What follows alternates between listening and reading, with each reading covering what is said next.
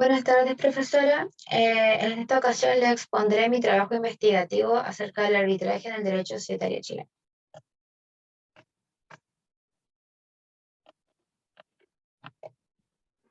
En este trabajo investigativo se abarcarán los temas del derecho societario como tal. Expondré sobre los diversos tipos de sociedades existentes en nuestro país, quienes son parte de esta, y además daré a conocer las ventajas y desventajas que podemos encontrar en cada uno. Los problemas que se plantean en el Chile, el arbitraje dentro de las sociedades personales y de capital, cuál es más utilizada y los funcionamientos que tienen, así como también las regulaciones que pueden contener. De la misma forma, se darán a conocer los conceptos de las sociedades de persona y de capital, su clasificación, sus miembros y cómo se desarrolla cada una de estas. Finalmente, conoceremos la evolución de este derecho societario y cómo este se relaciona con las empresas y los empresarios en Chile, tomando en consideración la controversia jurídica mercantil que se genera, razón por la cual se hace necesario el arbitraje en temas tan relevantes en estos casos como para resguardar el patrimonio de privados sin entorpecer la autonomía de la voluntad entre las partes. El derecho societario es entendido como un derecho de especialidad, una rama del derecho comercial que encontramos en el área del derecho privado. Como su nombre especifica, es esa parte del derecho mercantil que se encarga de las sociedades. Regula sus normas, tanto orgánicas como institucionales, las que son relativas a la constitución o a la formación de los distintos tipos de sociedades. Así también regulan el conjunto de derechos y obligaciones tanto de los socios y su relación entre ellos, como de los socios de la sociedad como tal con sus socios y los socios con terceros. El concepto de sociedad podemos encontrarlo definido en el artículo 2053 del Código Civil chileno, que dispone lo siguiente. La sociedad o compañía es un contrato en que dos o más personas estipulan poner algo en común con la mira de repartir entre sí los beneficios que de ello provengan. La sociedad forma de una persona jurídica, distinta de los socios individualmente considerados. El concepto de persona jurídica podemos encontrarlo en el artículo 545 del Código Civil chileno, el cual señala: se llama persona jurídica una persona ficticia capaz de ejercer derechos y contraer obligaciones civiles y de ser representada judicial y extrajudicialmente. Las personas jurídicas son de dos especies, corporales y fundaciones de beneficencia pública. Hay personas jurídicas que participan de uno y otro carácter.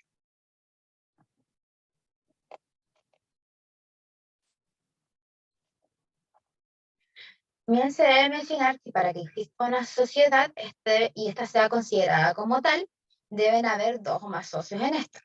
para que así se pueda crear una personalidad jurídica que de igual modo debe tener en cuenta que por lo general la sociedad existe de forma independiente a la de sus socios, por lo que esta persona jurídica actúa de manera autónoma pudiendo contraer derechos y obligaciones de igual forma que pueden hacerlo los socios, solo que estos recaen sobre ellos y no sobre la sociedad en sí. Por otro lado, la ley recae sobre esta persona jurídica y no sobre los socios, miembros o accionistas que se encuentren en esta.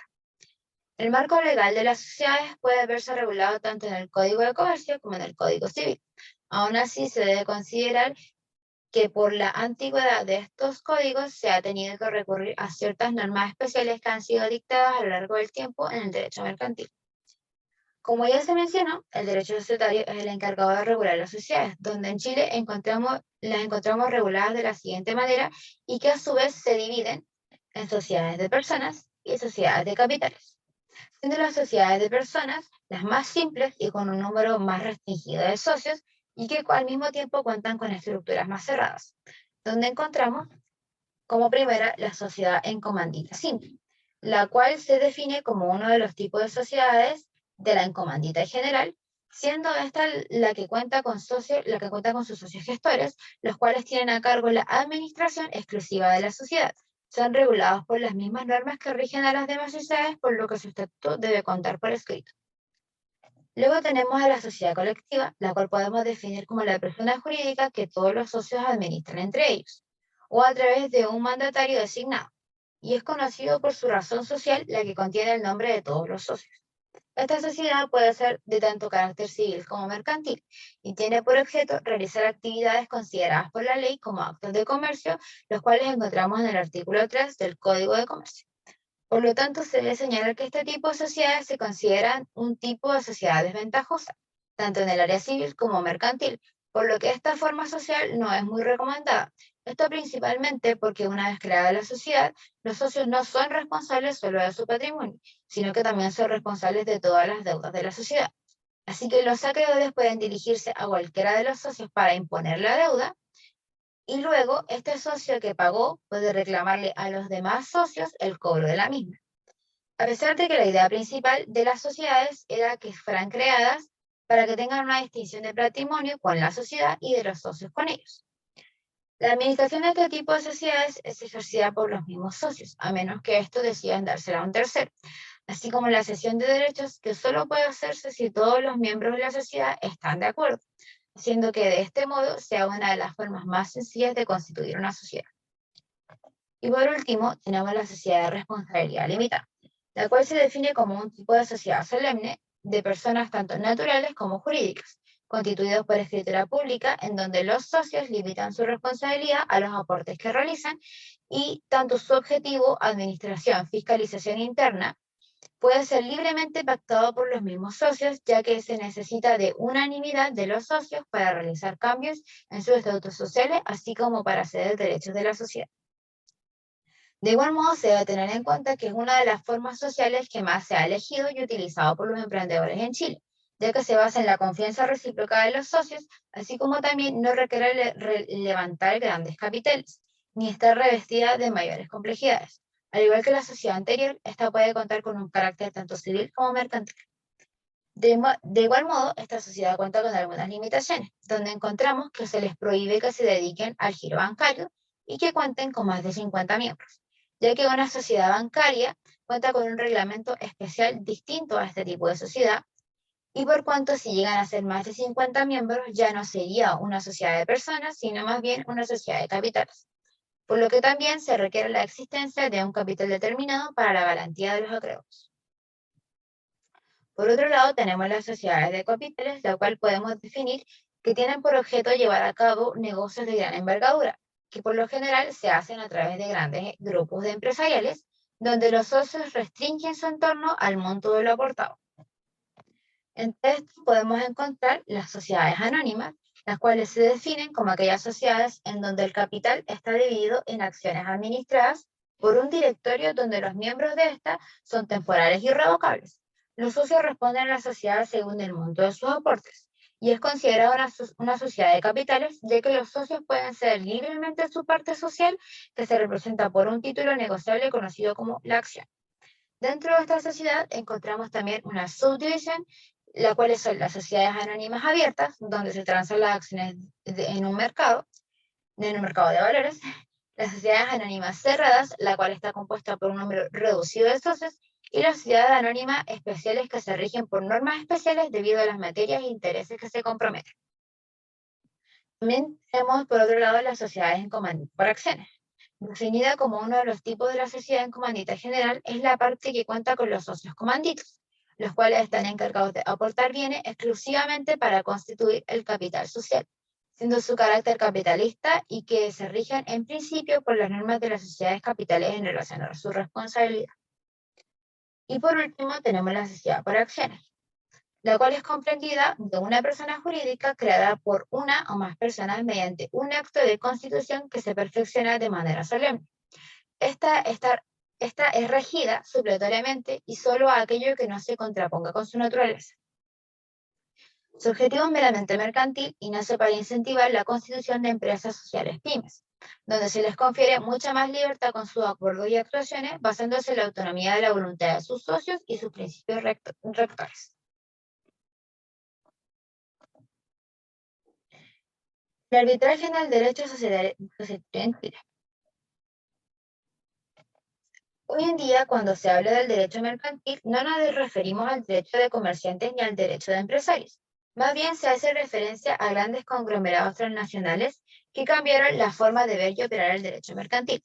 por lo que es visible que la evolución fuera algo necesario, teniendo en cuenta que antiguamente las sociedades carecían de su personalidad jurídica propia, siendo que es una de las piezas fundamentales de estas formas sociales, haciendo que esto se viera afectado en la responsabilidad de los patrimonios, así como las transacciones que se realizaban, porque fue de gran importancia que se fueran creando estos tipos de sociedades. Tras esto, el siguiente inconveniente que se presenta es que al momento de resolver algún litigio refiriendo a algún acto de comercio en particular, el cómo determinar la legislación aplicable, ya que si el acto es mercantil por ambas partes no hay problema para determinar la regulación. Pero si un acto en el que hay un comerciante y otro que no lo es, habrá que distinguir cuál será la legislación aplicable. A esto la doctrina lo denominó como el acto mixto y fue enunciado en el artículo 3 del Código de Comercio. Por lo que, al igual que en las sociedades, cuando se habla de resolución de litigio, el acto puede contar con el carácter mercantil o el carácter civil. En Chile, el arbitraje societario, en Chile, el arbitraje societario en el derecho mercantil interno está fuertemente marcado por la obligatoriedad que le asigna el legislador en cuanto a los conflictos entre los socios. Por lo cuanto, el concepto de arbitraje se divide en dos tipos, que son diferentes pero al mismo tiempo se relacionan entre ellos. Su parte objetiva, que abarca a la materia en la que trata el conflicto sometido a arbitraje, el acto que será arbitrable en la medida que sea disponible para las partes involucradas, y la parte subjetiva, que refiere a las personas que intervienen en la relación jurídica que causa la controversia respectiva en cuanto a titulares de derechos que son disponibles en razón de la materia. Hoy en día el ordenamiento jurídico chileno muestra una asimetría en materia de arbitraje, ya que el sistema regulatorio es dualista, dependiendo de esto si es arbitraje de carácter interno o de carácter internacional, teniendo en cuenta que la regulación en materia de arbitraje es concebida originalmente en el derecho medieval castellano, el cual no tiene ninguna concordancia con los derechos fundamentales de la libertad de la persona humana, la tutela judicial efectiva e igualdad ante la ley, que es con lo que se cuenta en la actualidad. Este arbitraje interno se divide en tres tipos. El arbitraje forzoso, que se encuentra en el artículo 227 del Código Orgánico de Tribunales, en el que se presentan conflictos o cuestiones de arbitraje prohibido que por su naturaleza estas tengan que ser resueltas necesariamente en cuanto a presupuesto de la decisión de fondo. También contamos con el arbitraje voluntario,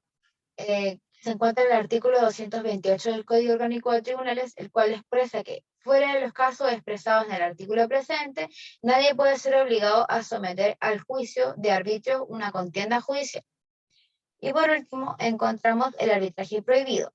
el cual se encuentra en el artículo 229 y 230 del Código Orgánico de Tribunales, el cual expresa que no podrán ser sometidas a las resoluciones de árbitros las cuestiones que versen sobre alimentos o sobre derechos de pedir separación de bienes entre marido y mujer. Tampoco podrán someterse a la decisión de arbitrio las causas criminales, las de policía local, las que suscitan entre un representante legal y su representado, y aquellas en que se debe oír el fiscal judicial. Se debe entender que la base de que un Estado de Derecho, la dignidad de una persona humana y con ella la libertad como derecho fundamental constituyen el fundamento mismo del orden jurídico de la nación. Debe aceptarse entonces como necesaria consecuencia que en el ámbito interno del arbitraje, por regla general, las partes son libres para resolver por esa vía alternativa sus controversias sobre materia disponible. Por otro lado, para la regulación del arbitraje comercial internacional, sí ha existido una modernización de la ley número 19.971, la cual elimina toda forma forzosa de arbitraje, así como la intervención de órganos jurisdiccionales estatales, a menos que la ley expresamente lo autorice. Este tipo de arbitraje está compuesto por una serie de convenios internacionales ratificados por Chile, multilaterales y bilaterales. De este modo visualizamos que la fórmula que utilizó la ley chilena fue en términos generales vincular el elemento de la arbitrariedad con las materias de derecho que da causa a una controversia de relevancia jurídica entre dos o más personas, de la misma forma que podemos decir que estas controversias jurídicas entre las partes asumen un doble carácter, el material y el funcional, siendo de este modo que se constituye el objeto del arbitraje propiamente tal, operando también como nexo conducto entre la admisibilidad y la materia jurídica concreta que sirve como marco a la arbitrabilidad, siendo así que el objeto del arbitraje sea la controversia jurídica y a su vez ésta será arbitrable en la medida que el objeto sea tributario o que pueda relacionarse con aquellas materias que ante el derecho se reconocen como susceptibles de arbitraje, ya sea que la ley lo señale expresamente o que se desprenda de diversas normas jurídicas que apunten a su disponibilidad. Espero que mi trabajo le haya gustado. Muchas gracias.